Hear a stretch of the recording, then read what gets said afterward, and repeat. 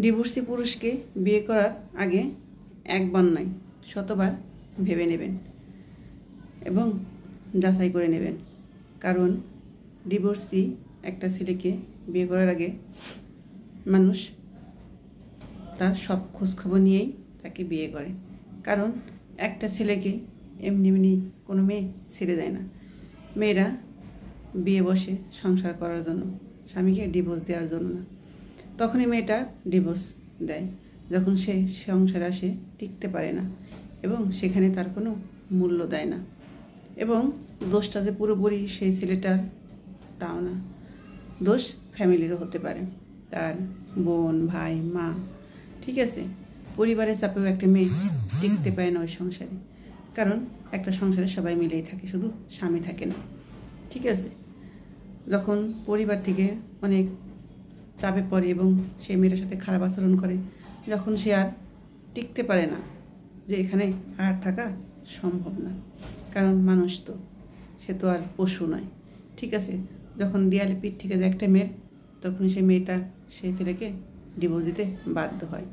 যখন দেখে মেয়েটা তার স্বামী তার পরিবারের কথা শুনছে, তার কোনো কথাই সে শুনছে না এবং মেয়েটা দোষ না করেও দোষী হচ্ছে, স্বামী সেটা বোঝে না, শুধু দোষ বউরই দেয়, তখন সেই মেয়েটা বাধ্য হয় সংসার ছাড়তে এবং সেই স্বামীকে ডিভোর্স দিতে। যে মেয়েটার পাশে স্বামী দাঁড়ায় না, তার পরিবার সেই মেয়েটার অত্যাচার করে, সে কিছুই বলে না, তখন মেয়েটার কোথায় যাবে বলেন? সে মেয়েটার আস্থা হারিয়ে ফেলে। তখন মেয়েটা বাধ্য হয় সে জীবন থেকে সরে যেতে, যে যাকে আমি বিশ্বাস করে যার সংসারে এসেছি সেই তো আমার দাম দেয় না, সে তার বোন, মা কি বলে সেই কথাই সে শোনে, আমার কোনো মূল্য নেই তার কাছে।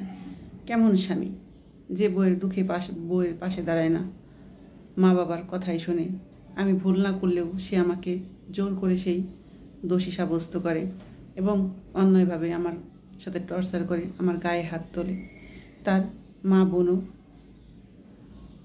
কিছু বলে না, ঠিক আছে, সবটা মুখ বুঝে সহ্য করে সেই মেয়েটা।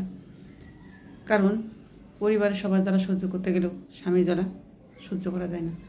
সবাই জ্বালালেও স্বামী যদি ভালোবাসে, সেই মেয়েটা সেখানে হাসি মুখে থেকে যায়। কারণ স্বামীর ভালোবাসা এমনই ভালোবাসা যে মেয়েটা এইটুকুই চায়, সবাই জ্বালালেও সেই স্বামীটা যদি ভালোবাসতো তাহলে সেখানেই থেকে যায়। কারণ এই সংসারে শাশুড়ি যেমন জ্বালায়, ননদ তেমন জ্বালায়, মেয়েটাকে কেউ আপন ভাবে না। মেয়েটা তার সবটা দিয়েও পরিবারকে যখন আপন করতে পারে না, তখন মেয়েটা বাধ্য হয় এই পথ বেছে নিতে।